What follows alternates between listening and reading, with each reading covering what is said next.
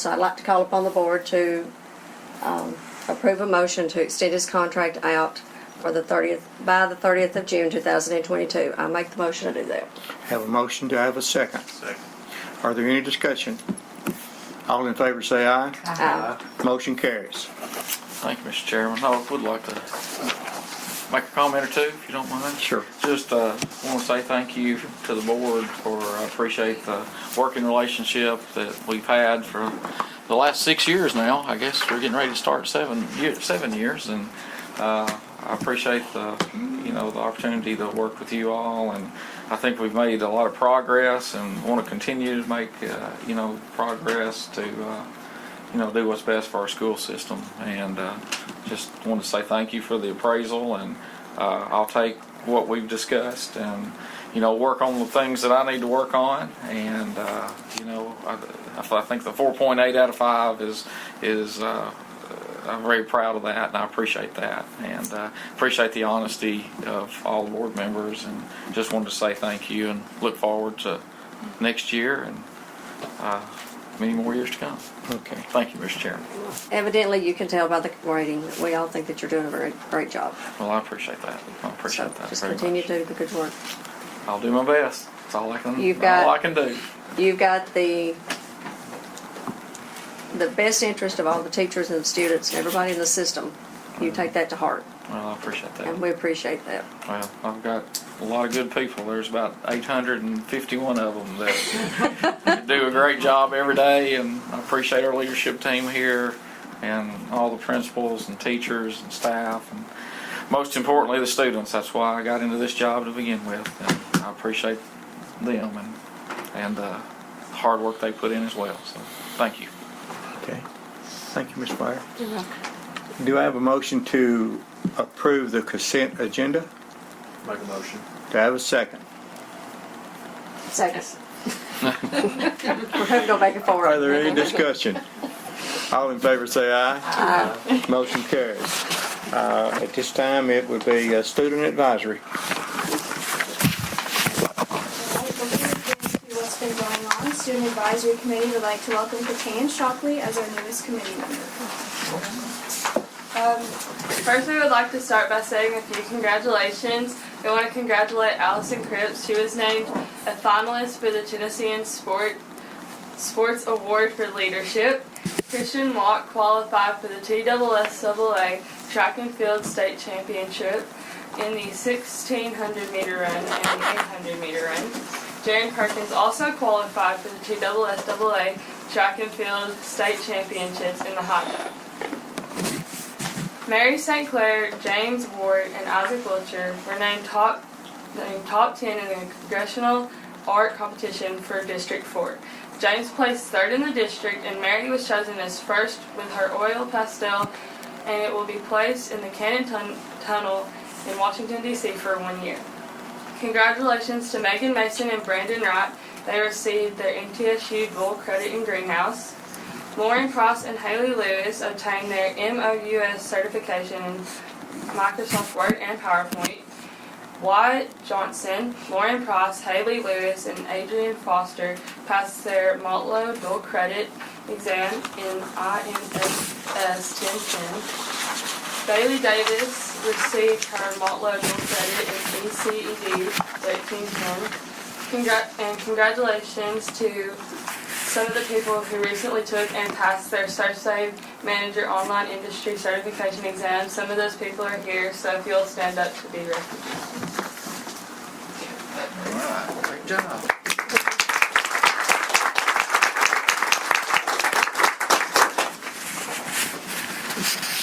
We want to congratulate the graduating class of 2018. Graduation is tomorrow at the middle school at 7 p.m. The high school recently held their annual Senior Awards and Scholarship Day with a grand total of $3,479,821. 22 students scored a 29 or greater on the ACT, resulting in $8,000 in total awarded. This is from Connect Dixon with the Select Ensemble. The Select Ensemble will be returning to Disney World to perform at the Candlelight Processional in December. and members of the group will also be performing at the Ascend Amphitheater with Foreigner in July. And from the math department recently donated 2,000 plus cans, which were collected during the Pi Day events for the Warren County Food Bank. And from Connie Bell with FCCLA, the Early Childhood Education Careers FCCLA Club has completed their service project of collecting aluminum can tabs. They collected over 25 pounds to donate to Ronald McDonald House. And congratulations to the following students selected as NHS officers for the 2018-2019 school year. President Ethan Smith, Vice President Caroline Brooks, Secretary Jacqueline Becerra, and Treasurer Megan Biles. Dee Dee Holmes from Dibble School requested NHS members to come out and help work Dibble Fun Day. Approximately 20 NHS members assisted. Mrs. Holmes commented, "We couldn't do this day without them. Awesome kids." From John Upchurch with Highland Rim CrossFit. Highland Rim CrossFit is offering a couple of fitness options for WCHS staff and WC school board members. Please refer to the info provided. Thank you to Highland Rim CrossFit for supporting our staff. Student advisory members met with Mr. Walker Tuesday during homeroom, and the following topics were discussed. Follow-up on concerns regarding WCHS school lunch. Additional information regarding school lunch has been added as an attachment. Please make note of these attachments. Ideas for the 2018-2019 academic school year, such as event schedule every Wednesday, ACT peer tutoring through academies, and providing students with an ACT portfolio. Also, Student Advisory has recorded the daily lunch menu for 3 weeks. Members have also collected pictures of items typically offered for breakfast and lunch. In addition, this information has been provided to a clinical nutritionist out of Nashville for review. As soon as her review is complete, this information will be provided to the board. Thank you. Thank you a lot. Appreciate that. I have a question. Yeah. So I'm going to assume for tomorrow night there are 420 seniors. Is that I think, I haven't got the, close? yeah, I think it's pretty close. How many, 405 are walking. how many? 405 are walking. 405. Okay. That's good. That's a good number. That's a good number. As a parent and a preacher, Yeah. I'll be praying for a nice weather. Well, Mr. Walker and I have been praying all week, so we'll continue to do So now that. what's going to happen? What will happen if it rains? Well, I think the backup plan, Penny, is what, Saturday? Saturday at 3 o'clock in the afternoon, and graduation will start at 4, and then if nothing, then we'll go to Saturday night or Monday. If it starts to rain, if we start it and it starts to rain, we'll keep rolling. If we start having thunder and lightning, Mr.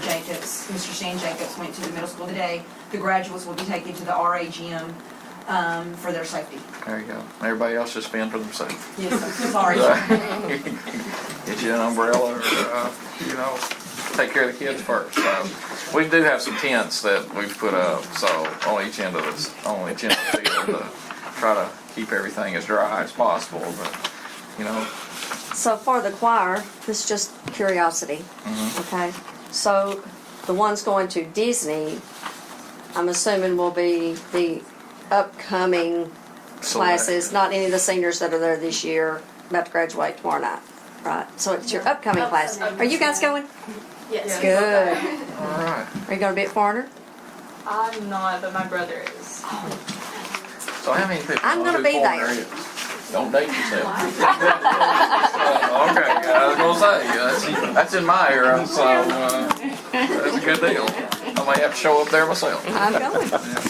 Well, we appreciate the update, and I know Sandy's provided an update for the board, and we'll continue to work on this, as well, and try to think of maybe a good idea might be to, get with Mr. Walker and our cafeteria managers and student advisory and Sandy and get everybody together at the table and see what we can do to improve.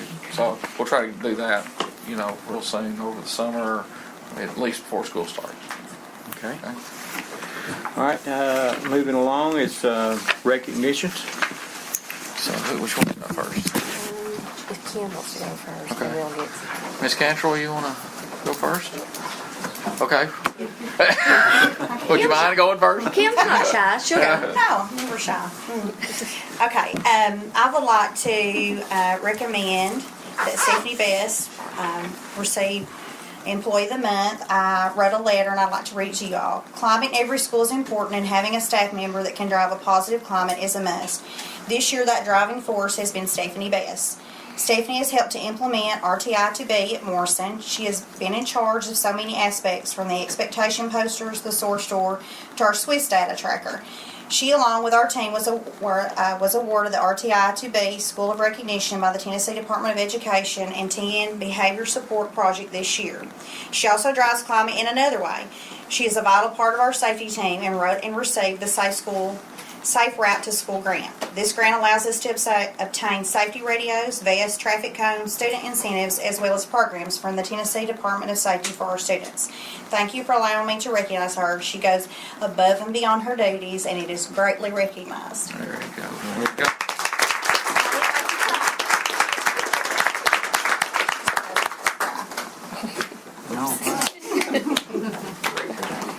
Congratulations. Congratulations. Well deserved. Well deserved. Yes, well deserved. Yeah. And she knows who Foreigner is too. Since we're the same age, so we all, Oh. Yeah. All right. So Tracy, I think. Is it Tracy? Suzanne? Which one? I'd like to recognize two of our CTSO groups that are going to attend National Leadership Conference in the end of June and 1st of July. I have a group of young ladies and gentlemen tonight that I would like to honor. The first group that I'm going to honor are Family Career Community Leaders of America. They will be attending National Conference in Atlanta, Georgia, June 27th through July 2nd. While at their state conference in March in Chattanooga, they participate in STAR events, which is Students Taking Action with Recognition. Those are competitive events in which members are recognized for proficiency and achievement in chapter and individual projects, leadership skills, and career preparation. As you can see from your paper, we had several groups that were honored at the state competition. I'd like to call each group up. First group is our Warren County High School Culinary team. Those students are Abigail Britton, Kelvin Fernandez, and Lexi Falls.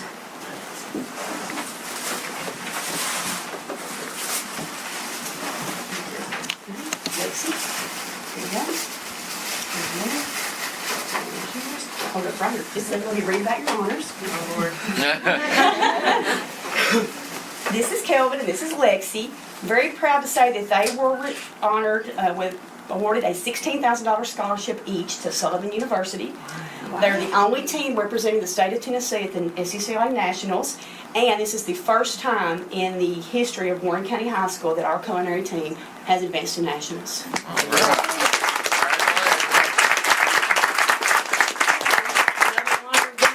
They just earned their Serve Safe Industry certification, which is a great honor as well. Outstanding. Great. Outstanding. Our next group that I would like to honor are Miss Whitney Caldwell, Caitlin Mulligan, and Ashley Myers.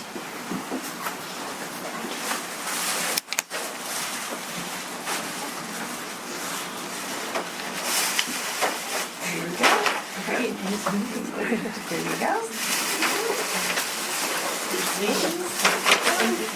Hold on just a second. This is Miss Ashley Myers, and this is Miss Whitney Caldwell. They were in the Focused on Children Occupational STAR event where they completed that project on the child luring, Don't Get Hooked. And they scored also first place gold and are advancing to nationals. Outstanding.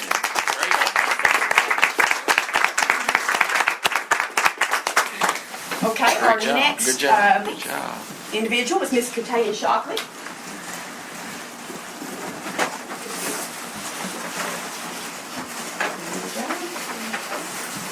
And Ms. Kataya Shockley competed in the Focus on Children Junior STAR event. Her project is titled Feeding Friends, Steps to Ending Hunger.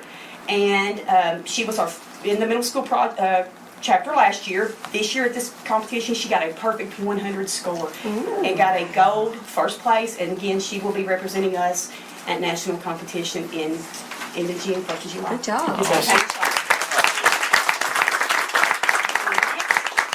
Now, lady I would like to honor is Miss Grace Williams.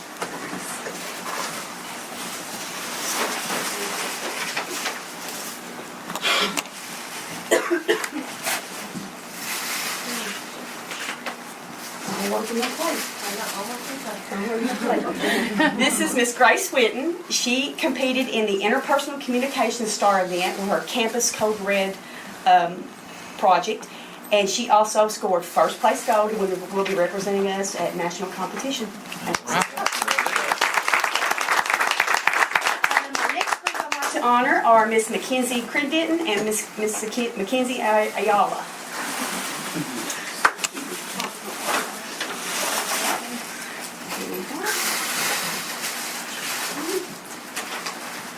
My two Mackenzies competed in the Hospitality and Tourism Star event where they created a coffee shop called Aroma Mocha.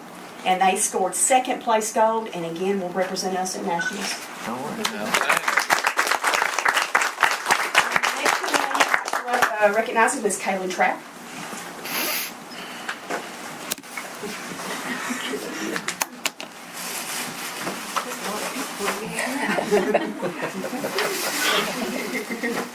This is Miss Kaylin, and she competed in the Life Event Planning Star event, where Time to Adult.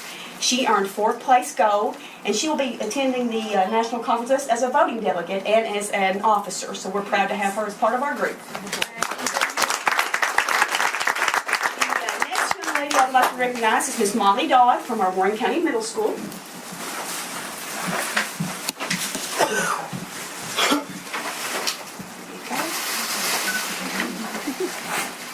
Miss Molly competed in our Recycle and Redesign Star event. She also got first place gold, and she will be representing our Warren County Middle School chapter at our national conference in June. Other things I'm going to talk about real quick, and then I'm going to move to my hosted group. While at the conference in state in March, our Warren County High School chapter got all gold awards, which is an awesome accomplishment. They also got the Superstar Chapter Award. And then also we had an advisor, which is the first time that I'm aware of in Warren County history, even as under my supervision as CT director, that won the Rose Award. So Ms. Suzanne Prater was a recipient of the Rose Award. And I'd like for her to come forward.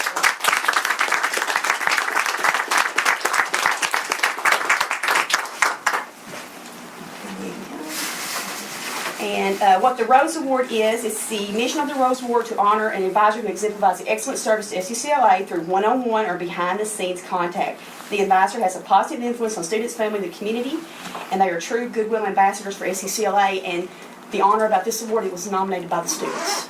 Awesome. So that's Great. Congratulations. Advisors here with me that help us out in SCCLA that we could not do it without them. So I'd like to call out Miss Michelle Hill, which is my SCCLA middle school advisor. And she worked with me last year to create a middle school SCCLA chapter, and we're so glad that we did. We were able to start the students out in the earlier grades on things that SCCLA believes in, and I appreciate you doing that. And also have Miss Megan Sager here that I would like to recognize. Miss Megan is new to our school system, a first-year teacher, and just been very, very pleased with what she's done. And she's jumped right in with our SCCLA advisors and rolled her sleeves up and worked with these students. And I'm just so proud of you, and I appreciate you doing that. Thank you. Another group is also attending a national conference. First time we've had hosts attending probably in about 6 or 7 years. They're unable to be here tonight because they are working either as CNA at a nursing home or some other hospital. So I want to tell you what they will be doing. They prepared a medical innovation where they prepared a watch that a patient can wear, and it's almost like a Fitbit, but it's about medicine and different things. And Mr. Cox saw it when they presented for them, and it's a really neat innovation. We're wanting to actually get that patented if we can for these students, because it's a really neat innovation. And we have 3 students that competed: Harley Boyd, Abrea Lusk, and Haley Knuckles. And then Ian Pham was also with the group, and they will be representing us in Dallas, Texas, June 26th to the 30th at their national competition. They got a second place, silver. And then also Abrea and Ian earned their CNA certification on May 15th. Awesome.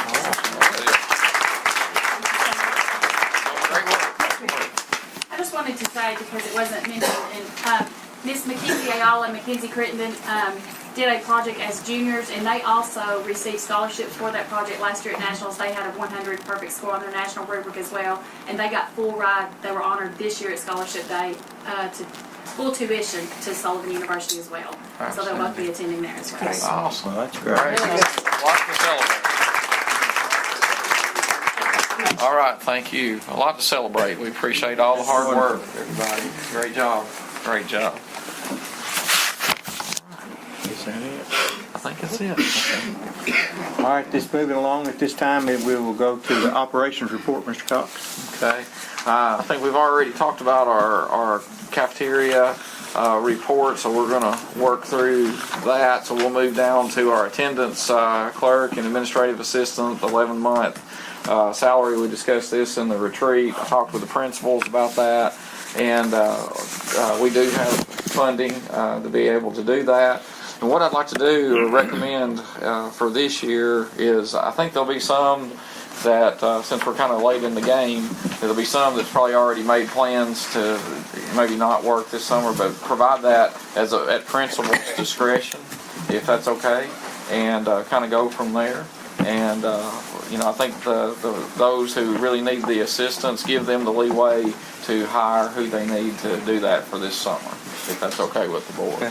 So I'd make that recommendation if it was just approved, the 11-month salary for those two areas, and then we'll leave it at principal's discretion. I have a motion. Do I have a second? Second. Are there any discussion? All in favor say aye. Aye. Motion carries. Thank you, Mr. Chairman. Next will be to Mr. Wilmore with sportable scoreboards. We have Blake Longer with us tonight. He's from Sportable Scoreboards, and he's just got a brief little presentation for you, and we'd like to answer some questions. I know there were some that you mentioned. Thank you. So he's here to do that, and this is pertaining to the video display board that we're talking about putting in the Charles Dalton gym. So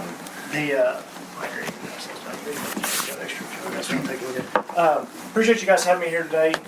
We're out of Murray, Kentucky. We've been in the scoreboard business for 30 years. With video, we've got into it the last 6 or 7 years. Just to be honest with this program, and see if you guys paying the retail amount for it, we get usually anywhere from 2 to about 4 or 5 businesses. We offer them some pretty high-end advertising.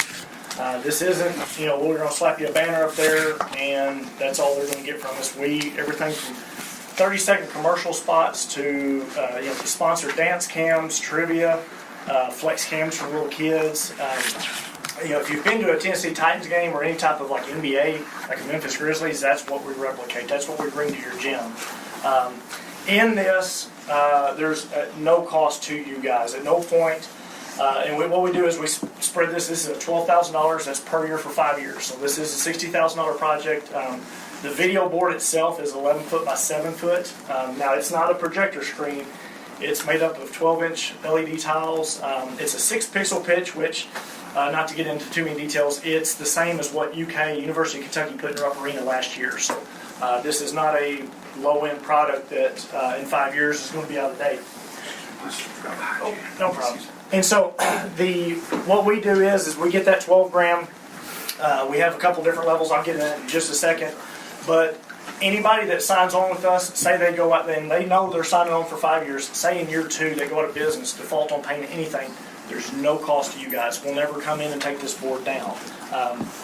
What we provide is there's usually a waiting list of people that want to take advantage. Because once we sell the top panel, which if you'll look, there on the left, where it says Farmers Bank, that's an entire 14 foot. So the video board's 11 by 7, 11 foot long, 7 foot tall. And then once we put the sponsor panels around it, it is 10 foot tall by 14 foot long. The school, we give you guys the left and right panels to make it school specific. But what we do is we try selling the top and bottom panel. With the gold, you get a 30-second commercial spot. You get sponsored dance cams, sponsored trivia question. They can be sponsor of the night, sponsor player of the game. We work with the school, like right there, acknowledging a teacher or whoever for student, teacher of the month, student of the month. We just get those businesses involved in that gym, and so the gold, they're the premier sponsor. A silver, and that is $5,000. That's per year for 5 years. We have to do a good job because most schools hit businesses up for $100 here, $300 here. You guys are hitting them up for donations. We're hitting them up for advertising. So there's a big difference where we have a lot of schools that go, I just don't think schools in our area are going to, our businesses are going to go for that. It's like, you guys don't have anything as that value. Ads in the back of the program, just announcing them over the microphone in the game, and then banners. It's kind of like those pipes right there. Those look nice, but they're background noise. You don't sit there and go, I'm going to buy a new car because I saw that. For a car dealership, for example, they can have a car of the month, they can have a car of the week, they can have say a student buys their first car. Put that up there, have a picture of them shaking hands with that salesperson. We've had them where they do half-court shots for a new car. There's different things that we incorporate. With this, though, we don't want this to be just a basketball video board. We do actually offer $1,000 scholarships for students that want to operate this. There's a lot of students that, if you have a multimedia class or anything like that, we want to incorporate that because the better this is ran, the more that it's just going to be a better show. If you just have a sponsor loop running, it just gets old. We want those people to use the camera. We want the cheerleaders performing during timeouts, put them on there. Of course, with this, we take care of all the digital with those advertisers. After that $12,000, we do allow you guys to sell additional ads. You can't sell the sponsor panels because we're not going to just keep tacking up sponsor panels. Typically, schools will sell them for about $1,000 an ad, and you'll be amazed at what people that you had trouble getting a couple $100 for a banner. Once you say you can update, there's a lot more value there to them because a lot of people, like a flower shop, for example, we had one in the town. It's actually the town I'm from in Missouri. It's 3,200 people. My graduating class was 42. There's 3 flower shops in East Prairie. You'd think, why would they take any type of high level? They actually took a silver, which is $3,000. Surprised me, but she made a lot of sense. She said, my advertising, I make 95% of my money Mother's Day, Valentine's Day, and like Christmas, and so they need that. And so somebody that you would never think of, you'll be amazed. But most projects, we have banks, car dealerships. A bank, I can create them a customer every event. We can have they want it to be on the student section, so it's the U.S. Bank dance cam. So whenever the song ends on, that student gets a $10 checking account open up in their name. They get to come down and shoot a half-court shot for $50. Whatever the bank we work out with them. But they can actually see a return on their investment every event. You guys, of course, we do the scholarship. Over the $12,000, you can make money selling ads. And then, of course, softball team, football team, they can have movie nights. So it's a great fundraising opportunity. Say the baseball team sells tickets for $5, plays the movie, Sandlot. We've had softball teams where they'll do like a date night where mom and dad can drop their kids off for $15. A kid, mom and dad get to go out and have dinner for 2 hours, and so that's $30. There's just a lot of things where you don't have to have these kids selling butter braids and Boston butts, and there's no cost to you. That's the nice thing about the video board. It's fully warranted and maintained by us because you guys are not the paying customer. These 3, 4, 5 businesses are. We have to make sure everything's operational. We give you the laptop. We give you an HD camera for the live feed. At any point, we're going to either send somebody there that day, or we're going to overnight you a new laptop. We have to have these people pleased because we don't want people bailing out after the first event going, oh, this was terrible, or oh, it didn't work. Well, then, But other than that, it's pretty straightforward. What we do is we have a luncheon. The only thing we ask of you guys in this whole thing is invite 5, 10, 15, 20 businesses there. Kind of like this right here. I can get in front of them and explain what I can offer them from my company's point of view. We've tried doing the cold call route, and if I say, hi, I'm Blake with School Board, can I talk to your marketing director? I'm not going to get anywhere. But you guys inviting them makes it legit. And plus it saves them from having to call you and go, hey, I just got hit up by this company. So the luncheon, if I don't close it, there's no cost, no obligation. I actually pay for the luncheon to be catered. You kind of let the businesses decide on their own. We do not affect the people that give to you guys currently. We only open the door for people that don't give, and you're going to make more money selling digital than you ever did on banners. Other than that, of course, you're going to do, during the day, we recommend not turning it off. PE teachers, health teachers, they actually can show, videos for health instead of having to take the kids to the classroom. We send out links to do March Madness. You can stream the March Madness games. And then, of course, just daily announcements, student achievement. Like those students there, like what they just named off, that's great, but it kind of just goes, it's on a piece of paper, but you could have put that in the gym, had a slide of that student, what their accolades was, and that can run during the day where students can see that stuff. Other than that, after the 5 years, it's up to you guys what you want to do. It's your board, so if you're like, hey, we're good, we'll take care of everything, that's great. Those people that were given $12,000, you can call them up, do what you want. If you're like, we want to still stay in warranty and maintenance, then those people that are paying the $12,000, we'll split that 50-50, we'll go year to year, we write you guys a check for $6,000. Or you can say, we want to move this to a middle school, and we want the newest, latest, whatever great video board, we'll do another 5 years, we'll put you a new board up. Other than that, we don't try coming across as salesy. It's like we're just an alternative way to sell video boards. So there's, we're a for-profit company, so I don't come in here saying that we're going to change lives. And we're trying to sell a product. We're just getting a couple businesses too. I don't need 30 businesses to close this. I need about 3 or 4. So other than that, do you have any questions that you can think of? We had discussed this, and we were just a little, I guess, leery is the word, about, businesses donate so much to us that we just don't want to keep hounding on the same businesses to do more and more. And if some of them do this, then it'll take away from some of the other sports and activities. You worded that perfect because they do donate to you, and whether you have a video board or not, you guys are going to always hit up businesses. That's just going to be part of life. There's never a end point. Most schools don't even have they actually utilize the video board to actually get a business plan. Because like most schools, I don't know how it is here, but most schools, softball's doing their own thing, baseball's doing their own thing, and you don't even know what people are hitting up these businesses for. So like you say, we hit them up all the time, but there's no list of like how many times are they getting hit up, because nobody usually knows, because you let them autonomously work their own sports because they're trying to fundraise. So this actually you can incorporate, hey baseball, hey softball, if you do want to sell banners, maybe you can incorporate where you sell a banner, but instead for $300 you sell it for $500, and they get maybe X amount of games on the video board. To be honest with you, schools that try holding off people, those are the ones you're going to make mad, because they do give to you in every facet that you hit them up at. But this is something, maybe that car dealership that's been giving you $5,000, $10,000 a year, maybe they actually can sell a car now. Because like I said, for what you guys offer, there's no actual return. You just have to be honest, like a real estate agent. They can display open houses, they can display new houses, they can showcase whenever somebody buys a house. If it just says Keller Williams Real Estate, that's not going to make you interested or go do anything. We can direct people to their Facebook, to their Twitter. So we actually are a marketing arm for these businesses. So that's a great concern. That's probably the number one where it's like you're going to come in and take our advertisers. It's like, no, actually we're going to open the door, because you guys have a lot of businesses in this area, and I don't even have to ask, that don't give to you because you don't have something that is of any value to them. A banner to a lot of businesses, that didn't help us, we're good, thank you.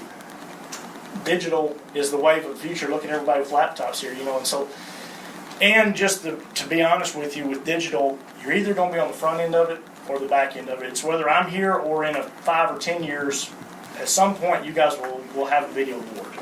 It's like the projector screens, they've been great, but digital, it's like the big screens in your house. 15 years ago, not a lot of people had them. Now, if you don't have the flat screen, it's almost embarrassing to see the old bulb TVs. But with technology, prices go down. Right now, video boards are still very expensive. There at Murray State, we just did a $1.2 million project. We incorporated scoreboards and all that, but it was the big 4-sided, had the ticker ring around the bottom. So, it's just how you have to justify it. But that's the number one concern. But for you guys to hit them up, a video board or not, you have no end game of ever stopping from hitting those school businesses up. So is there anything else? That was a great question, by the way. Is there anything else you guys can think of? And don't get all quiet on me as soon as I walk out. You guys think about stuff. I think this would be good to kind of consider, think about it and see. And you said it's a 5-year. Is there a contract that? Yes. I've traveled this week, and that's the one thing I did not put in there. I'll send that over to Todd. The contract, it's a page and a half. All it is you guys are agreeing to run those ads. Those ads, honestly, are about 10% of the time. This is not a ad-dominated experience whenever somebody comes to the gym. That doesn't do, because if you see the same ad 8 million times, you're like, that doesn't do the business any good. So that's where we have to be aware of what's valuable to the business, what's valuable to the school. We actually will work with you guys if you want to incorporate this into a classroom, what other schools have done, and here's how we do it. We train you guys how to operate it. We'll do as many trainings as we need to. Say a student, say there was a couple seniors in here, they'll get the scholarship, but hey, we'll train whoever for next year. So other than that, trying to think of anything, that's probably the number one concern. All you're going to take away from banner sales, but it's like, you guys have an idea what you sell banners for? Do you do banners, I'm assuming? Yeah, they do sponsorship. Okay. Usually with banners, you offer like this size for this amount, and you try just going bigger to make them justify more money, and that's where with digital, you don't have to do that. They can actually have that. But anything else? I think how is the content brought to us? Is the laptop updated before every game? You said you update some ads every week. How is that brought to us? Dropbox? Yes. And so what we do is we'll work with that business, say they have whatever they want to update. For example, we had last year for graduation in Missouri, we had it was a gas station. They were a gold. They called and said, hey, we didn't even think. It was actually the day of graduation. They called that morning. They're like, we have 4 students that are graduating. They worked with us. We want to recognize them. Not a problem. Our graphics team, they sent us just a cell phone picture of them, and we typed up a little thing. Thank you for your support. Proud supporter of whatever athletics. So the kids got recognition, but also at business, and we Dropboxed it to them. They opened up everything. It's vMix software that we actually use, and so it's very, very user-friendly. You can create stuff. A lot of schools actually with the Gold member, because Gold is the only one that gets the 30-second commercial spot. The school actually a lot of them will incorporate that where the students go, take the equipment, go out, shoot a commercial, come back, edit it down. So it's kind of a win-win. The business gets that commercial for free. The kids are getting experience in front of the camera, behind the camera. Now, that's not anything that we put you guys under contract. We take care of that stuff. But any other tech questions that you can think of? We'll give you a Canon HD camera with a tripod. We actually have an app where you can do a cell phone, and it can run up to 8 cameras. So say a pep rally, for example. You can have a senior, junior, sophomore, freshman class president, and they can go in the crowd, same way for a game. So it's very, very up to date with what we try offering. Do you provide any means for instant replay, or is that something that'll be on our end? No, actually, instant replay. Instant replay. Now that's where you get touchy with the state, like athletic commission, if they allow it. But no, we have instant replay. Is vMix? Do they handle the instant replay? Yeah, you have to get to its own like side control. We have hot buttons because everybody thinks that instant replay is just a button, but it's actually just recording that you're trying to play. You want it 8 seconds, 15 seconds, and so normally like in the NFL and NBA, they actually have a crew in a van outside that's cutting all this up. But yeah, we do have that. We're actually upgrading to touchscreen for the display, providing a cart that's where you can lock everything in there. And anytime we do updates to the school, you guys get it. We don't go, well, you're on an old laptop that we've already upgraded to a new system. No, we update you as we go. Any new updates that we do with the dance cams, stuff like that, you guys get that the whole time. You're a partner with us. We don't go, well, thank you, we'll see you at the end of the 5 years. Same with the businesses. We don't go, oh, right, it's your end of year 1, we need your 2 payment, and that's the only time they've heard from us. That doesn't do us any good. Okay. All right. Mr. Chairman, I've just got a question. We have our athletic director here, and I apologize for getting here late. The reception for the new Motlow president ran a little longer, started later, or something happened, so I apologize, Mr. Chairman. But I'm just wondering if our athletic director has some thoughts on this. Well, I've seen it in some gyms that schools we participate against, and it's a high quality. I mean, it keeps your attention the entire game. I mean, you're constantly not only looking at the play, but you're looking at the boards and just, seeing what's going on. So I think it'd be beneficial for us. I mean, it'd just be, you were talking about continuous improvement a moment ago, and everything we do, this would be a way we could continue to do that in our gym, update that gym. So. Okay. Now, and you probably already covered this, I'm sorry, but Mr. Harvey's feed, if you're shooting. I'm sure we could feed it to the board. You can take an HDMI or SDI input to. Oh, yes. Yeah, a lot of schools will do, say the football team or somebody's traveling far away, they'll actually have like a viewing party, kind of like what the NBA does, where you stream like Huddle or whatever. Yeah, so any capabilities, anything that you can run on a laptop is what you can do on that video board. So if there's some amazing shot from half court that, and you really want to put that up on the screen, we all want to see it 4 or 5 times. Yeah. You can do that. It's really a matter of manpower. Because, we streamed every game at home last year, and we had to do probably 75% of them with a skeleton crew. I was actually trying to recruit kids today. It's not as easy of a sell as you think it would be. But, well, with this, you actually can do it. You can do it where it's just a click of a button. Say for like a freshman boys, game, you're not gonna have many people there. You don't want to run all the high end stuff because you'll burn it out. You just click the add loop. It just runs it by itself. I actually can run it from my cell phone. So somebody like him, if he was like, hey, boop boop, and so this isn't low end stuff by any means. And so like we had a school that actually I went to last year. It was they had beat the team on a buzzer beater the year before, and so right before tip-off, they played 30 seconds of the end of that game, hit the buzzer beater, the crowd went crazy because, and so then they tipped the game off, and just stuff like that. Of course, player profiles, starting lineups, all that different stuff. You're going to have profiles of the cheerleaders, the manager's going to be on there. So it's not just specific for, boy, this is a basketball video board, those kids are going to be glorified. If during a game, if those kids like right there that had those awards or achievements, you're going to put those up there. You're going to have upcoming softball games. So it's kind of like what you guys are. I've heard you multiple times saying continuous improvement. You're bringing technology to the gym. I can tell you all the capabilities, but you guys are you already have a good grasp on things as it is. But this is just a way to showcase that in the gym. Okay. I like the idea. I've seen it too. I guess was it Stone? And it has it the Panther. I kept remembering that Panther, and it does stick with you because you see the image. Todd, did you? I hate to ask this in front of you, but that's fine. Is there other companies that you've looked at? Is this the one you've homed in on, or what other? Well, this company came recommended to us, so that's the reason we came.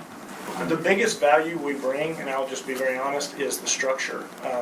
We can just sell you this board. Usually we give a 10-15% discount. So, but if you want to just write a check, but you don't get our structure of taking care of the ad work, giving you guys continuous updates, taking care of just everything. So it's not hands off. It's but it's one of those where we're going to do the scholarship. We're going to work with those kids. We're going to work with that classroom. That's not what you get if you do go retail route. Retail, you're buying it, and there you go. You guys design, do whatever you want with it. With My Score Awards, we're in a 5-year agreement with you guys and those businesses. We have to be very structured with them. Well, Bobby, am I mistaken? If we're signing a contract or we're picking them, do we need to look at other companies? We need. That's what I was going to say. We need to take a look at the contract, and we kind of need to see with other companies as well. The bid process. Yeah. So I think if you could send us the contract, absolutely, and then we can take a look. I'll take a look at that, and then we'll. I can actually send you some of the top businesses that do our business model. Of course, we are everything in house, so that's why I'll recommend some people that do it. Nobody can beat our price because we do everything in house. We manufacture, we assemble, we do everything. So, but I'll send Todd that. Send you the agreement, and so. The turnaround, just to give you an idea, is because, of course, we don't have to try fundraising and then have to go buy the equipment and then have to go do this and that. We're all in-house. We're turnkey. So same way with like warranty work. If something happens with the equipment, you deal with us. You don't deal with a third party that came in, fundraised, and now they go, well, you had a manufacturing warranty. You have to deal with them. But what we do is we say we had that luncheon, next Wednesday, for example. Typically, it takes either I close it at the luncheon or a few days. I give those businesses the next week. I'll follow up. If they say no, I say thank you for attending the luncheon. I don't need to beg everybody to be on that board. I only need a few to say yes. But I say thank you. I'm not here to burn bridges for you guys with the businesses, but then it takes so once I say I hit that 12 grand, then you're looking at about a week for us to get the logos, artwork, and then a few days to build the middle sponsor panels, and then you get a board. So it's a quickest turnaround in the industry. But other than that, any last questions? You do all the installation as well? No, the installation, we've got it down to a science where we actually work with your maintenance department. It's almost like hanging a TV. We give you a unistrut mounting system, and I assembled one at the Illinois Athletic Show in 2 hours, me and another guy. So we've cut out that cost. We used to do where the school had to put down like a $5,000 deposit, and then that pretty much covered install, but now it's super simple. So we haven't had a school in the country not be able to install this. And of course we can do anything from doing it on beams, hanging it from the ceiling. And you do get into what you guys were talking about, but most schools have enough wall space like what you were talking about. And so, in a large gym, it does well enough. Like a school like this, it won't be any trouble to sell 2 boards if that's what the school would like, where you actually have opposite viewing. Because a large gym, it's kind of like this. You have to look this way to see it, but if a basketball gym was going this way, well, whenever events are down there, you're missing out. So that is also another option. So we try to keep it open, benefit you guys. If you want just one, that's great. If you want 2, So double will be 24. Yes, ma'am. For the Yeah, we just year. doubled the project. Now, is any sound to this, or is It goes through your house system, and so he alluded to that. I guess you guys don't have the best house system, right? But with this, the only thing that would have sound, and we actually work with advertisers where that 30-second commercial spot that's only for the gold, and it's only going to get ran at like halftime. We actually most times do it without sound. So like dance cams and stuff like that, where the kids are going to be interacting in the student section, that's going to go through your house system wherever you play. Like if you play the YMCA or anything like that, that's going to go through your house system. So yeah, we don't actually put speakers with it's kind of like this right here. This is to display, and your the sound is through your speakers. Bobby, what would be the turnaround time for you to solicit bids? Well, I'd have to see the contract first and kind of see what we're looking at, and then, I don't know that we would have to go out to bid if it's not costing us any money, but I think we would have to see what the contract states to be able to determine which direction we go and whether other companies are out there. We don't have, I thought the question was about. No, it wouldn't cost us. Yeah, well, that's what I've got to see. No cost to us. Yeah, there would be no cost to us, but we've never done anything like that, so I'd have to see what the legalities are and see what the contract says. Well, I guess what that's leading up to is if the decision's made to go with it, could we have it for the first home game? Oh, yeah, I think so, definitely. Yeah. I think we could, if we could get the contract, which I think he'll get it to us pretty quick, we could bring it back in June to the meeting, and then we'd be well above, if it takes a few hours. Here's the beauty of what we do is we have that luncheon. If I close it in a week or 2, if not, we say we give 30 days, but I can pretty much tell you at the luncheon, like, hey, this is going to work or not. But after about 2 weeks, it didn't go. One thing to look at whenever, and I highly recommend call as many businesses as you can. We do the best for a reason. Make sure you don't get into somebody that goes, okay, you give us a year to find these businesses. It's like, that's what because they'll send out letters, they'll call businesses, and it's like if low-hanging fruit, hey, if somebody calls, it's great. We have the luncheon. I just had a luncheon in Lexington yesterday. I had one on Tuesday. We do, myself, I usually average about 3 a week. And so, but other than that, I'll send you over the agreement. Of course, any videos, I don't know if you've shared any videos with them. Yeah, I'll share with Bob. So you can see it's not to run ads by any means. Ads are about 10% of the time. Graduating seniors like this week, you guys would have had like every graduating senior a slide run through. Now, if you had graduation, I could get into that. But since you don't have graduation in the gym, during the day you would have like graduating seniors, what accolades they got, what schools they're going to, stuff like that. A lot of people like to see because it's more than just basketball. Mr. Chairman, I'm very much attracted to the idea, and I like the idea of two displays. But I'll tell you, Bobby, if we're thinking about enhancing the spectator experience, and I think this would definitely do that. And I'm gonna suggest that maybe you just look into the possibility of doing a consulting contract with an acoustical engineer to see if our big investment in that sound system, if we can recover anything out of that. Okay. If we can make that a go, because, you know, we paid a lot of money for that, and it's, in my opinion, it's not 10 cents better. Okay.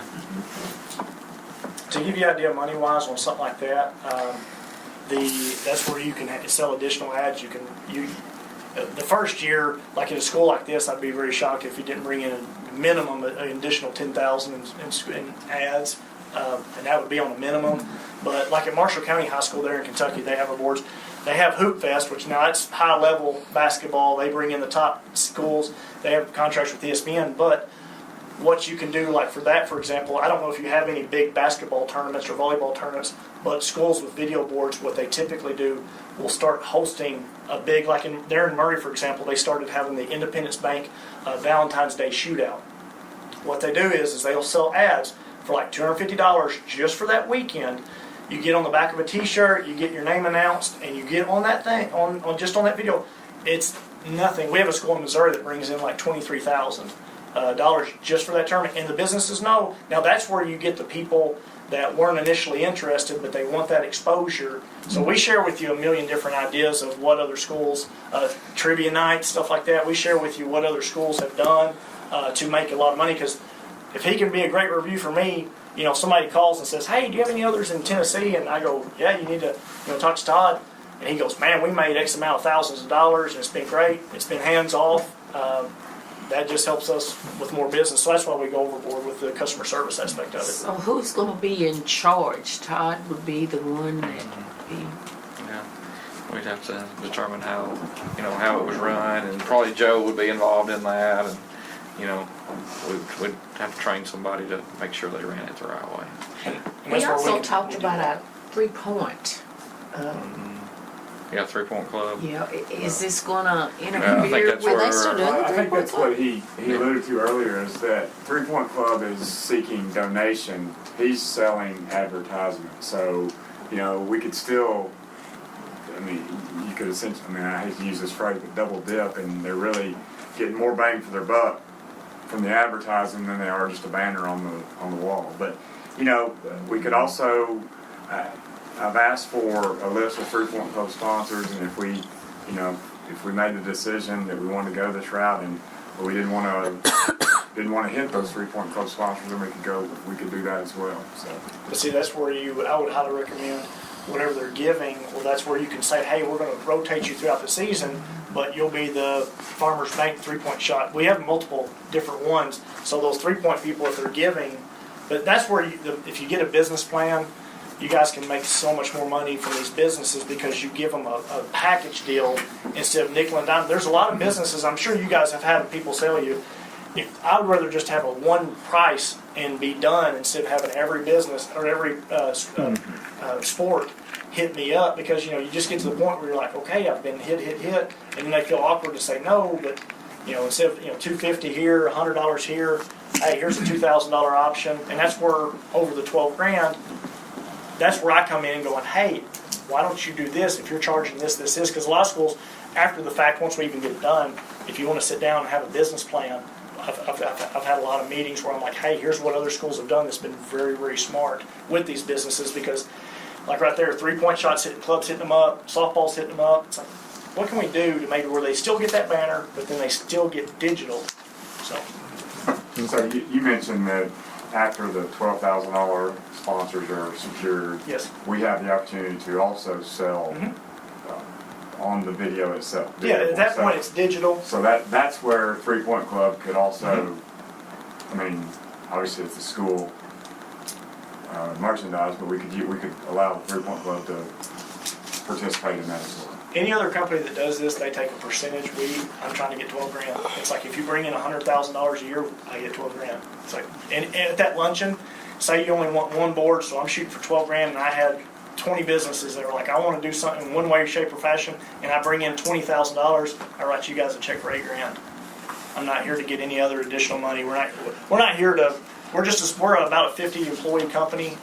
We're not here to, whenever you call, like multimedia or graphics, you're going to talk to Mark. Graphics, you're going to talk to Tom. Sales, you're going to talk to me. It's like, so it's not like you're going to get, put a work order in or anything like that. So, but yes, we do, after over the 12, I want you guys to make money. It's like, because that just helps us out. Okay. All right. All right, well, I appreciate you guys. Thank you. Okay, I'll very get that much. agreement sent to you. I appreciate you guys having me, Dave. All right. Thank you. We do this, we need a Sullins cam.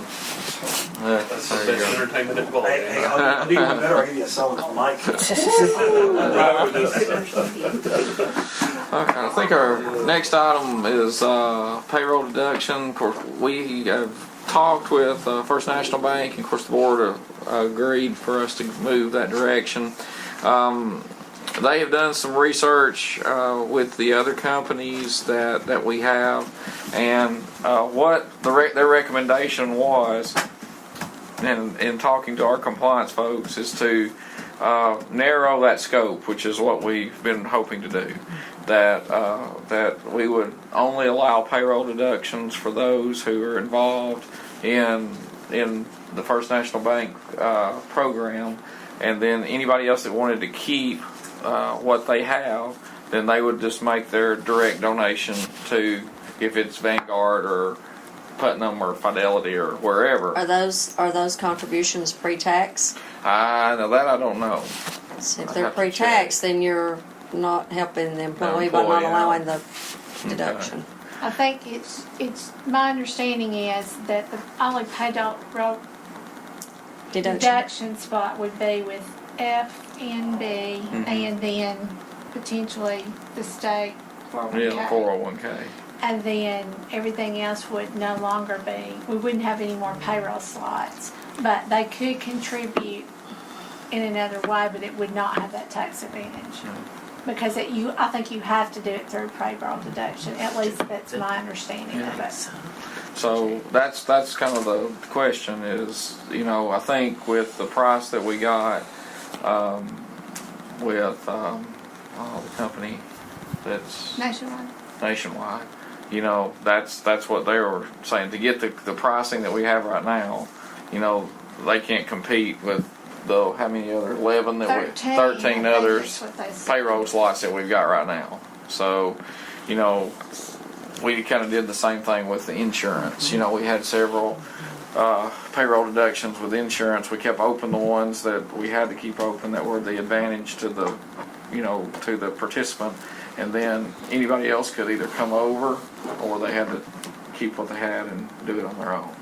So I think that's the question is, do we want to narrow it to one and do like we did with the insurance and allow employees to keep what they have, or roll it over into First National Bank and continue to payroll deduct it? Have you had a lot of interest shown? Well, we hadn't rolled it out yet because we've been trying to hash out the details of the contract. All of those contracts are individual contracts. Yeah. So, it's going to affect different people differently as far as whether or not it makes sense for them financially to try to roll it over to the First National Bank program, or whether they would just keep that money where it is for 3 years, 5 years, forever. But they just wouldn't be funding it anymore. They could keep the money where it was. It's my understanding. And then they could open up another account there if they wanted to invest that way. It'd be the biggest thing I didn't want was somebody to be penalized, for doing that. And from what we've talked with Andy about, that nobody would be penalized. They've contacted all the companies and of the 13 that we have and said, is there They won't be penalized unless they pull the money out. Right. Well, That's where the penalty comes in. Yeah, right. But now if they roll it over into another qualified plan, they shouldn't be penalized They shouldn't be penalized at all. Right. How many people are in these I think 13 we're plans? 170. Is it 171, I think, yeah.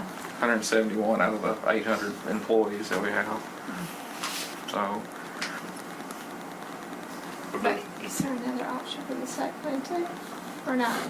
They can payroll deduct it for the state plan. Right, so that's a 14th option, actually. That's a 401k. Yeah, but that's a 401k. Yeah. But they would have another retirement funded tax deferred. Yeah, they can do that now. Yeah, they can do that now. I'm not a financial person. Yeah, they so- can do that now. They can do that whenever they want So to. basically what you're asking to do is to reduce the number of payroll deductions that are currently Right. being done on paychecks based upon retirement investments Right. to various different plans. Right. Yeah. So you want to reduce it down to one. For one. That's what we did with the insurance. You know, it's just cleaner, easier. You know, you're not having to contact all the rest of them. Anybody can stay with what they've got. It's just They just make their own they contributions make their own personally. contributions personally, and they would work that out with the company that they have.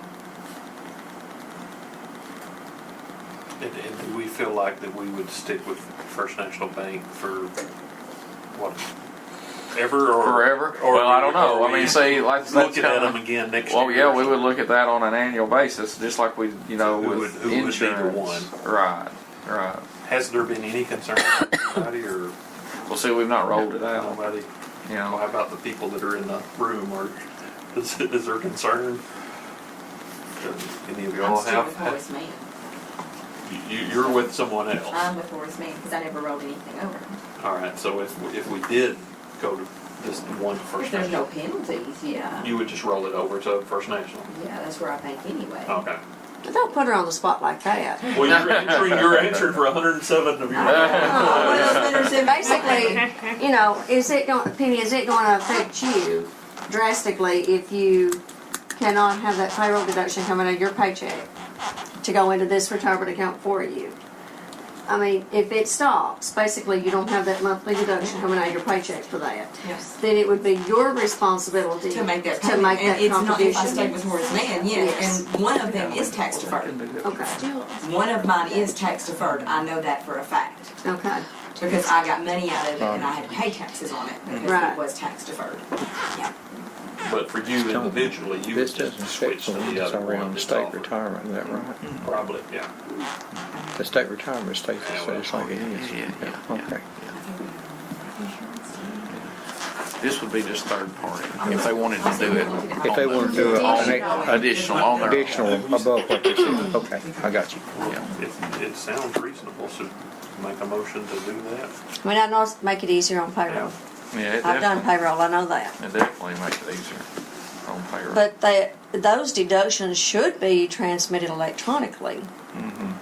There's not like a paper check written. Yeah, it's just transferred 13 different companies, and some may have, you know, and I think that's where the pricing, you know, I think that's where the deal breaker is, you know, for Nationwide, is if they're gonna still have to continue to compete with 13 different payroll slots, you know, then they're off the table. Well, they're still gonna have to quote unquote compete. I agree, yeah, I agree. Yeah. I don't see how They're still gonna- my having a payroll deduction has anything to do with their bid per se. Yeah. Okay? I mean, the way I get it here is that we're wanting to reduce the number of deductions that payroll has to deal with. Right. I mean, they can, yeah, if you're with Horseman, you want to stay with Horseman, you can stay with them, it's just not going to be payroll deducted.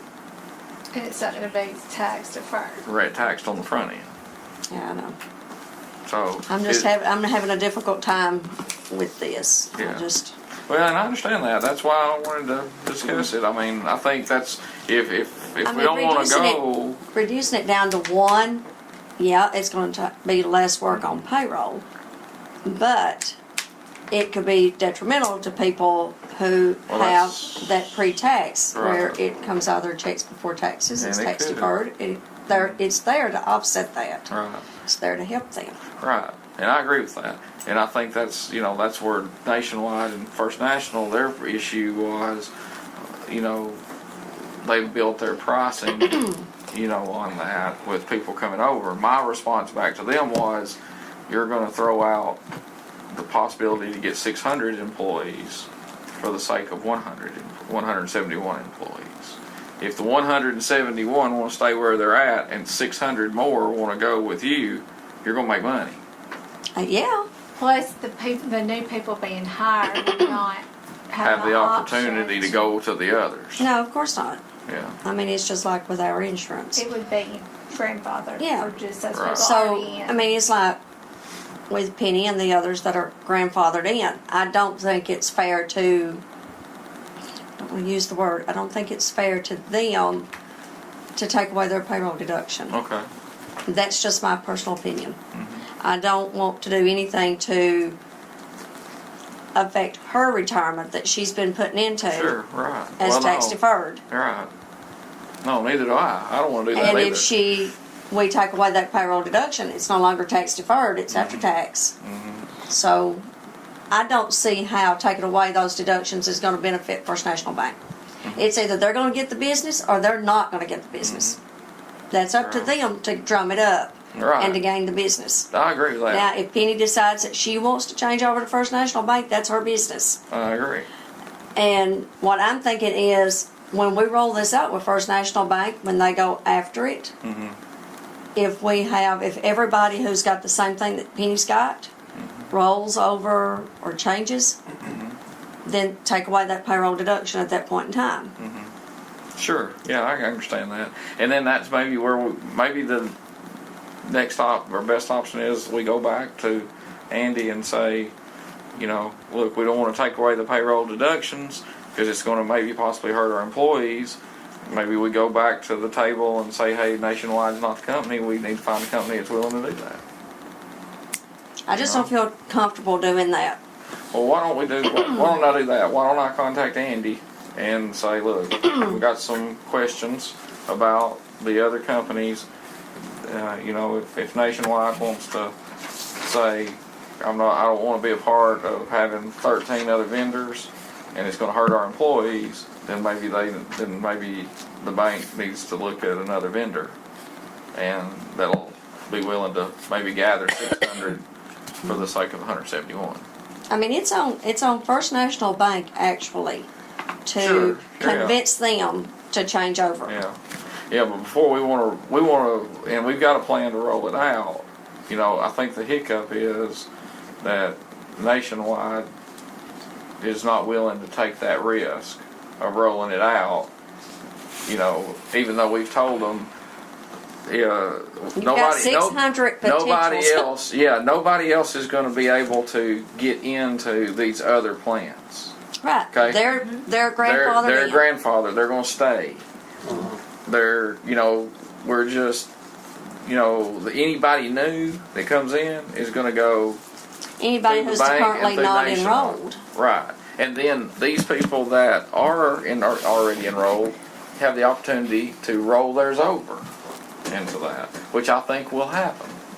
You know. And if it does, then that's fine. Right. And if everybody, if you've got 10 people that's got the same company that Penny's using, then when all 10 of those roll over, then that's a deduction you can get rid of and never have it again. Right. But I hate to take those away at this point in time. Right. First National Bank's got to I understand walk that. the walk. Yeah, the reason we're bringing it back is because Nationwide is giving a little bit of pushback, you know, against that. So I thought they were. I think that's between Nationwide. I think that's between Nationwide and First National I Bank. agree. I don't think that has anything to do with us. Well, let me go back to them and say if the board's agreeable to me to do that, I can bring it back next month. I just think we need to table it right now. Okay. Well, let's just table it till next month. Okay. Is that fine? That's Mr. Chairman? fine. Till you get more. Okay, motion to table, Mr. Chairman. Motion to have a second. Second. Any other discussion? All in favor say aye. Aye. Motion carries. Okay, so we're tabling it till June. To June. Okay, good deal. All right. The Minority Liaison Grant Agreement with the Scarlet Family Foundation. That's in your packet. We've been working on this for about a year. And just now got to the point of where we're at tonight. Leah Simpson has been an ESL teacher with us, and she's been on leave for a year. She has kind of taken this upon herself to work on gathering this grant. And as you can see, it's a 4-year grant a total of $153,207.11. And the first 2 years are fully funded, and years 3 and 4 would be 75% funded and 50% funded, and then we would be in partnership. So it gave you the information about what she would be, doing. The goal when we met with the Scarlet Foundation is we want to expose our, ESL kids, our minority students to, push them to get into higher coursework, to become college ready, to take dual enrollment courses, to, all of those things, which, she would work not only at the high school, but also outside of school with those students. I think it's definitely a great opportunity. Within the contract, I believe, we're not locking ourselves into, years 3 and 4 or even 2. From what I remember from the contract, that what we would be doing would be giving our best faith effort to see if this is going to work. If it doesn't work, then after year 1, then we don't have to continue on. After year 1. But I've talked to Mr. Walker. He's agreeable to try this for a year. I think it's a good opportunity. I've met with the Scarlet Foundation a couple of times. We've met on the phone a couple of times. But I don't think there's any really risk to the school system other than, us being able to, allow Leah to come in, who's familiar with our schools anyway, and work with those students to maybe be a liaison between them and improvement in college and extracurricular. And then her salary comes out of this grant. Salary comes out of the grant. No, we're not paying anything for years 1 and 2. And then if we continue in years 3 and 4, then we would pick up 25% and 50%. So does she have to reapply for this every year? No, I think if the way I see the agreement, it's a 4-year agreement unless we decide to get out of it. So we can back out of it after year 2 if we decide we won't Yes, go or year back. 1. Yes. That's the way I understand it. Yeah. And if we decide to do this, is Lee willing to make that 5-year commitment? Yeah, it's a 4-year down here. Do what? Yes. She's willing to make the 5-year commitment. Yes.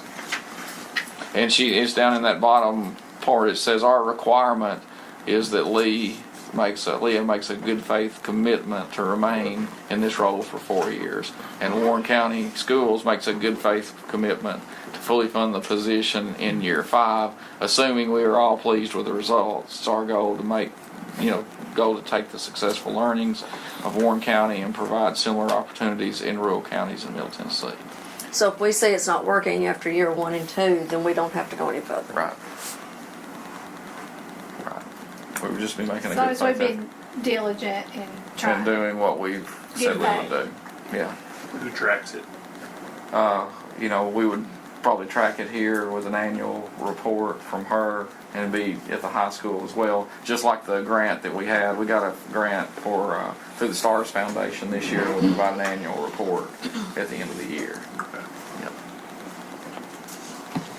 The rationale explains that Warren County does have a considerably higher graduation rate for the general school population than the state average, but the minority graduation and the college going rate, these are the 2 issues that we're looking at, Mr. Chairman. College going rate, graduation rate. And out of nearly 2,000 students at the high school, 400 are considered minority students. So we're talking about a very sizable population. And I would think if Simpson Foundation is willing to do this, anything that would improve the prospects for the minority students, I think we would be all in favor of that. So I want to make a motion to accept the Simpson Foundation grant as explained. Okay, I have a motion. Do I have a second? Second. Are there any further I discussion? just want to say something else before we.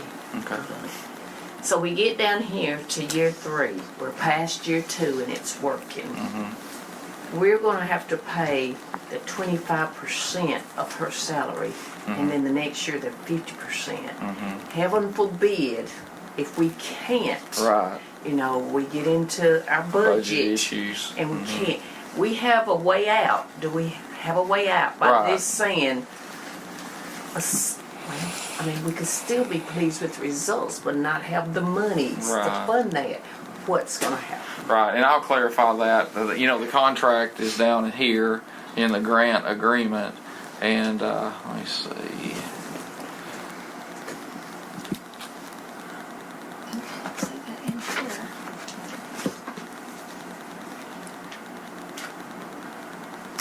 On number 12 there, which just talks about the grantor, says in the event of a merger, dissolution, bankruptcy of the grantee prior to the expenditure of all the grant funds, the Scarlet Family Foundation may request the return of the grant funds or any unspent portion of the funds. Let's see. I read that in there, but I can't remember where it was at. I apologize. I read this a Yeah. couple of weeks ago, and I should have looked at it again today.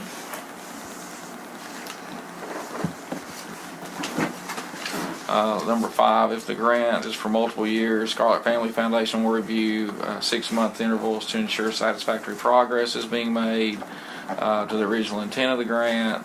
They reserve the right to discontinue the support if it's not.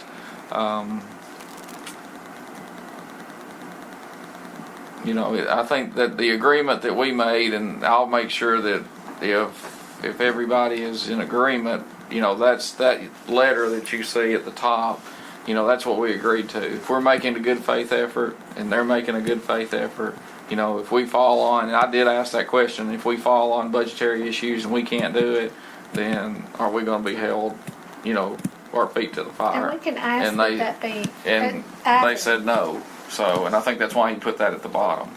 But we'll make sure we can put that in the agreement. Yeah, I can add some contract language in there Right. if that's needed, because Right. we don't want to be paying them back. No. Or if we can't move forward, then we can't move forward. So. I mean, I just hope, you know, not, but we never know. Well, sure, yeah. I mean, we don't know anything about what's going to happen 3 years out or even next year. Well, we Right. could do a conditional approval based on the fact that we could get that language put in. Right. I think that would probably be a good idea if Mr. Zeckman is agreeable to amend his motion to, you know, if the Scarlet Families Foundation is agreeable to, you know, the putting that language in the contract, which I think is fine. But I think it is a good opportunity. I think it'd be great. Okay. Oh, I think it is too. I think we Yeah. ought to go with that part of it. Yeah. Okay.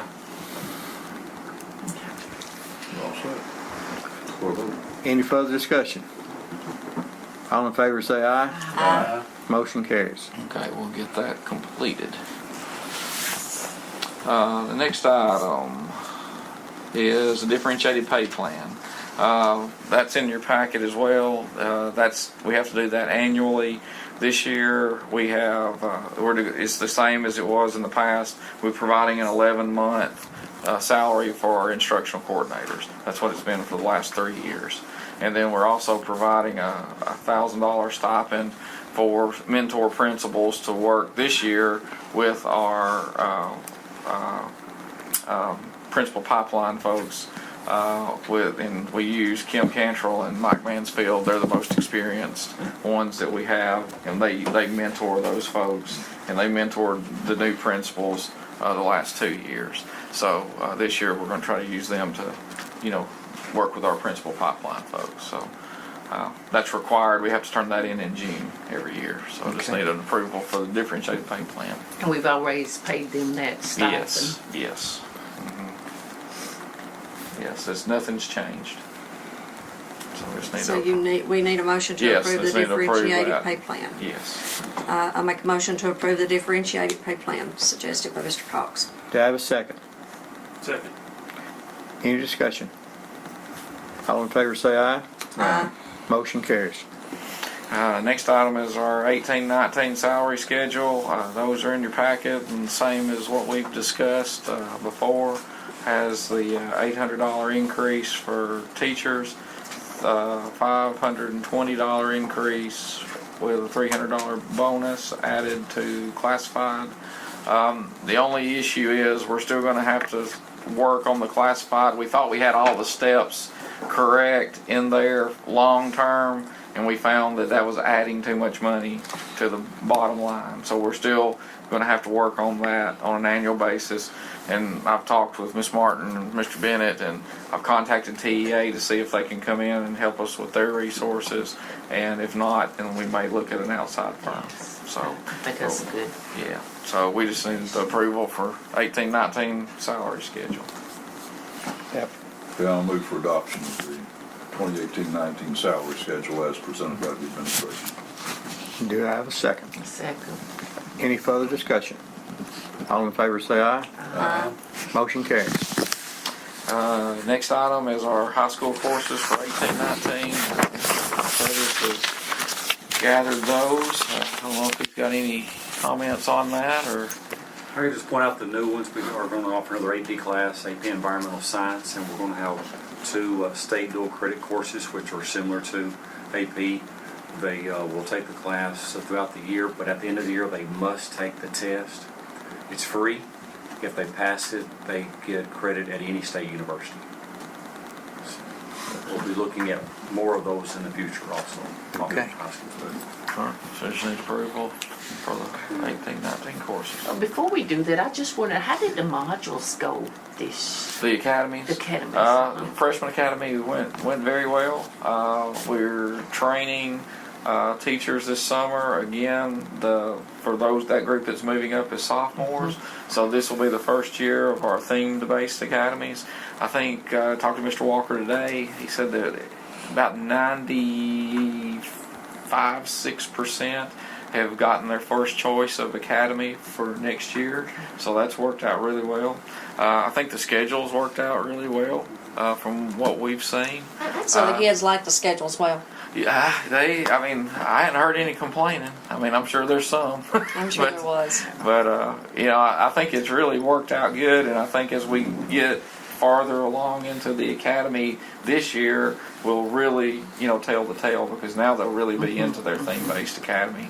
And it's going to be at that smaller school. There's going to be a counselor and a principal that is over that academy. So they will work directly with them. So I think it's gone really well from my perspective. I don't know if Carl's. Yes, it's change, and for some, change would be disruption, what they've been used to in the past. But I think moving into the academy model and with the time that they need to get in depth in those classes, that's what we will build on every year. The freshman team has really worked well together, those teachers, and they're going to be doing a lot of the training as it moves into that sophomore level. But they've got it set up now with those 5 academies at the high school, so we'll keep growing and learning as we move forward. I think it's gone well. Okay. I need a motion. Okay. I make a motion to approve the 2018-19 courses for the high school. Do I have a second? Second. Any discussion? All in favor say aye. Aye. Motion carries. Next item in your packet, there are recommendations for tenure. Those who have qualified for tenure through state law this year, and just like to recommend that. Their principals have recommended them for tenure by meeting those requirements, and I'd make that recommendation to the board that we assign tenure for those qualifying teachers. Okay, Mr. Chairman, on the recommendation of the director and the principals, I'm going to move for approval of the tenure list. Do I have a second? A second. Any further discussion? All in favor say aye. Aye. Motion carries.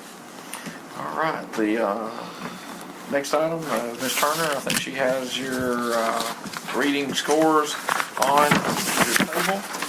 I'll turn that over to her. You have the chart that finishes out our screening results from this year. You have previously received the fall results and the winter results, of course, and I just completed that with the spring results. It's pretty similar to what we've seen in years past. Not a lot of change on the end point.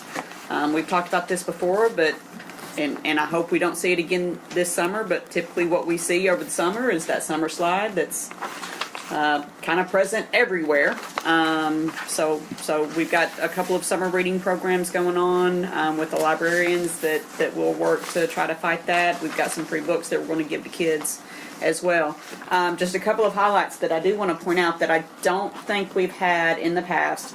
We have 2 grade levels at 2 different schools that one met the 75% state goal and one met the 90% system goal and regional goal. So if you'll look to Centertown second grade, they met the state goal of 75% of students being on grade level.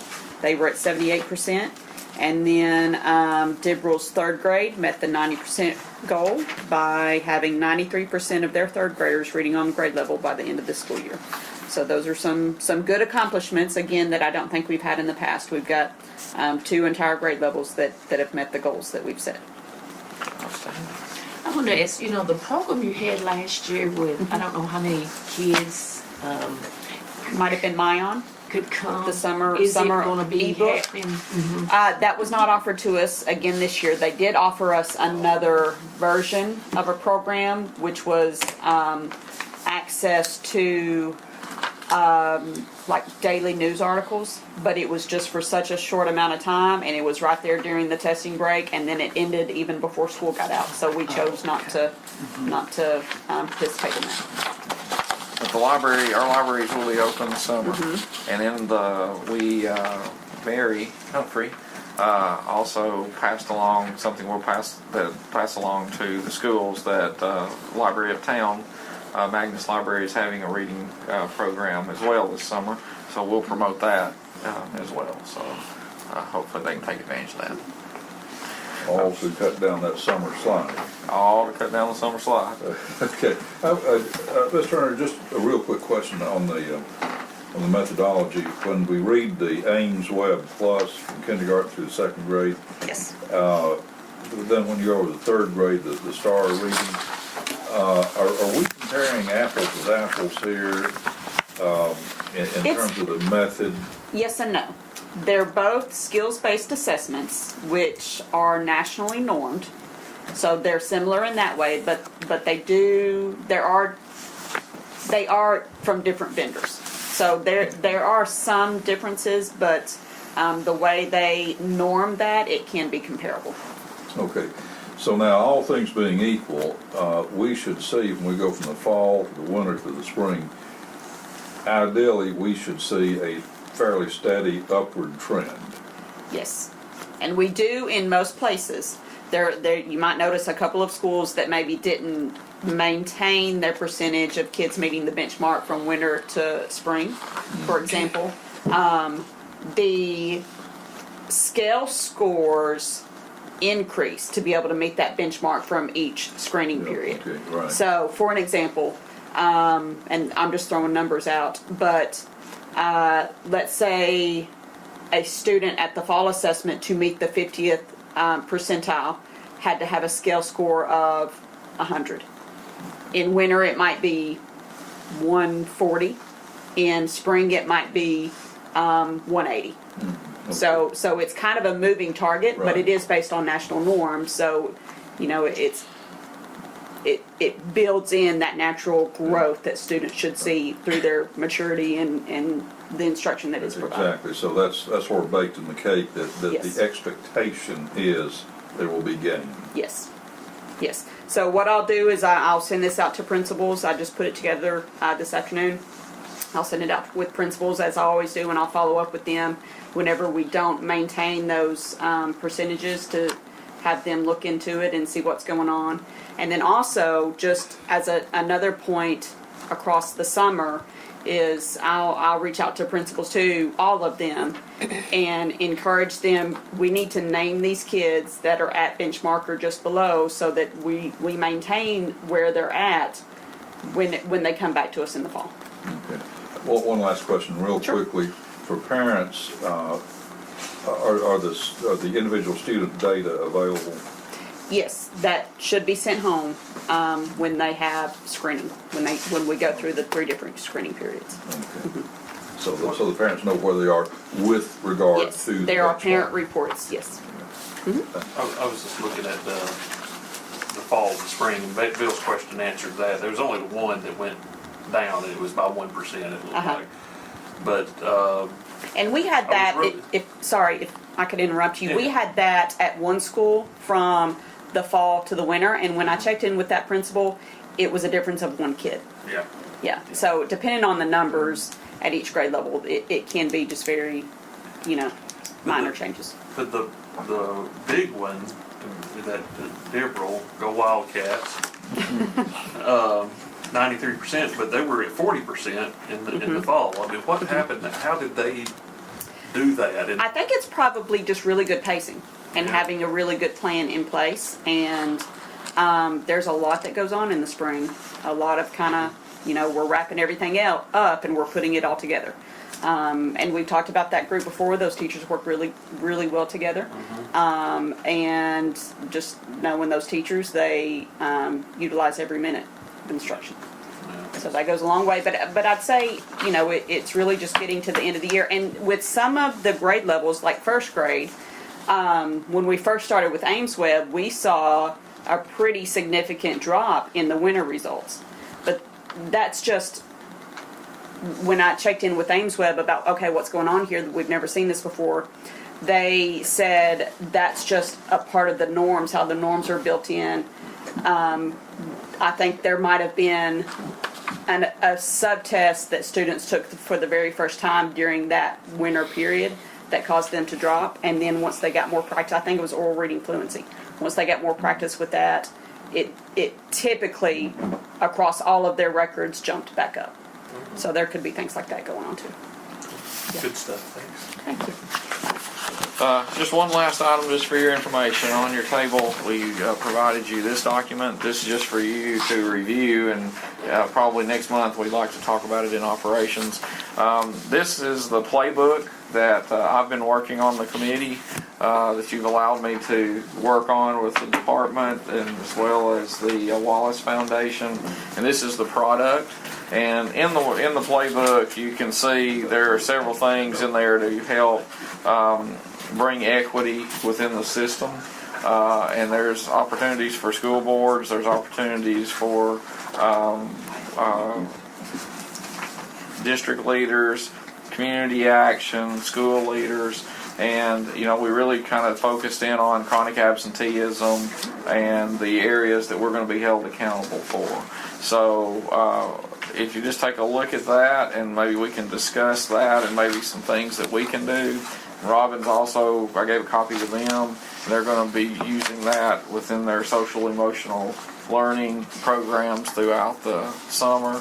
And so I think I appreciate the opportunity to be able to work on that, and here's the product of our work. So just wanted to give you a copy of that.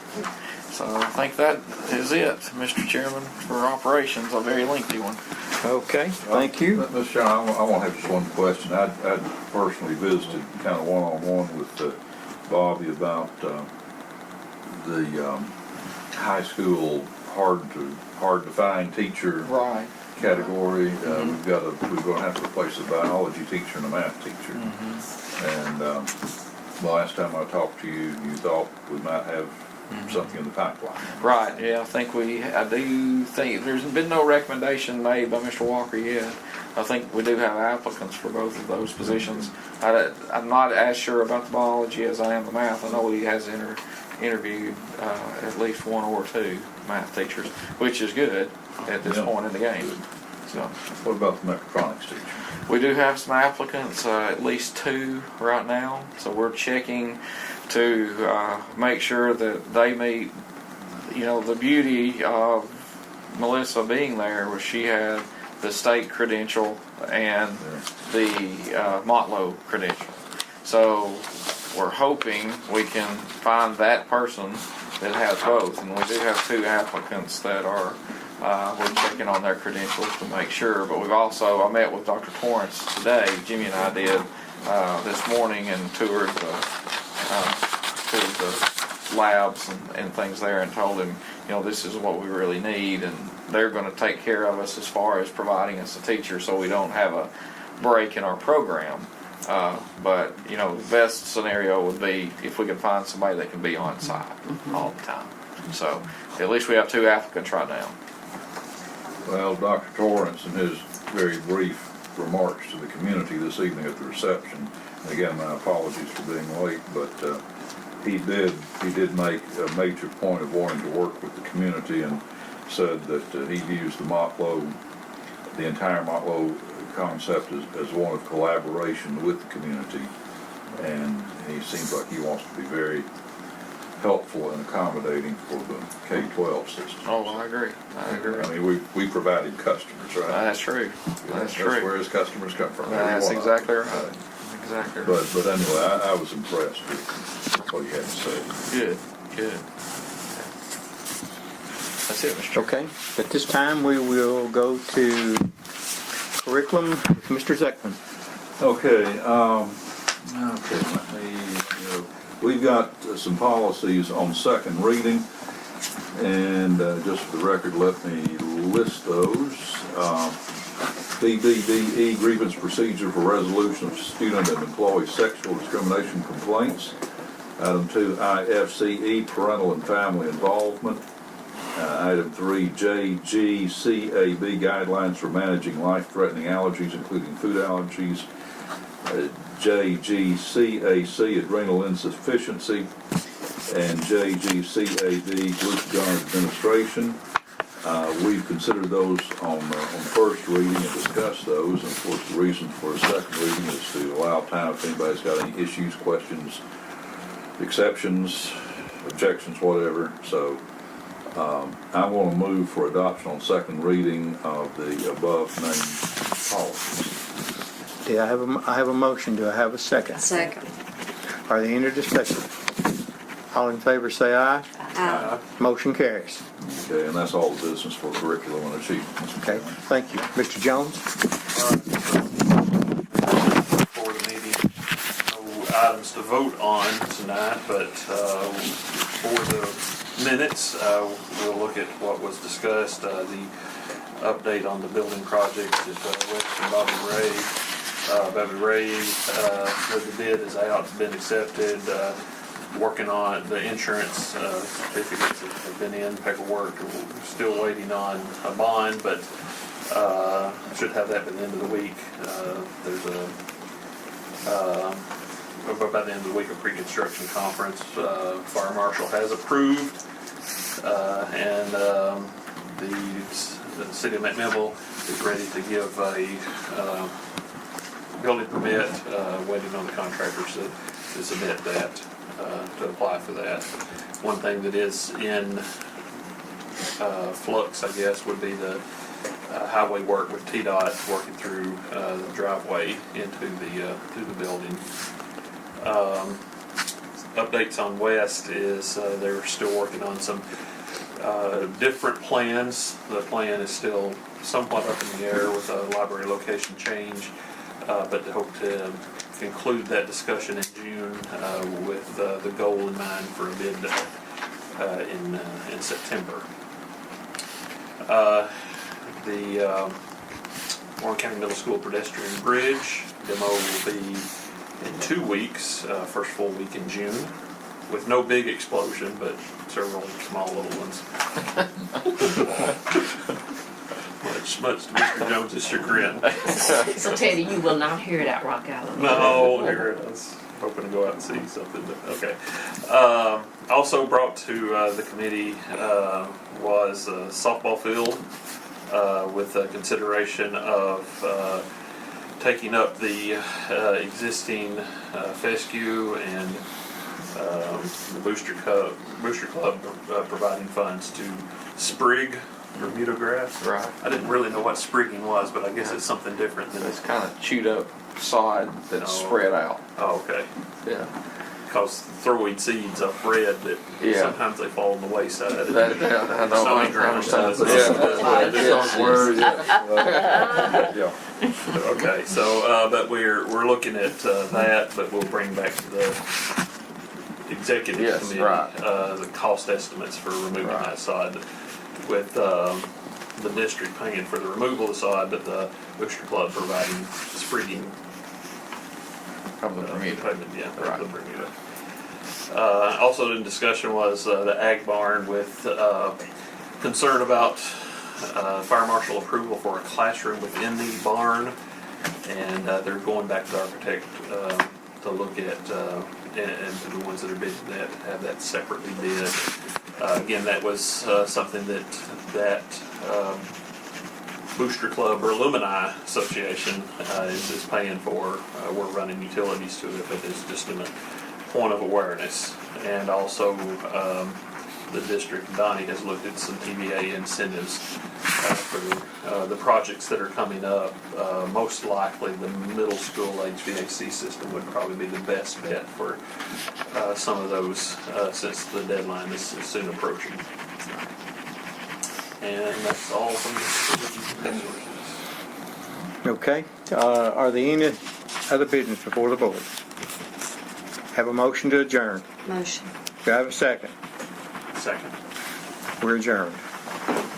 Let's go.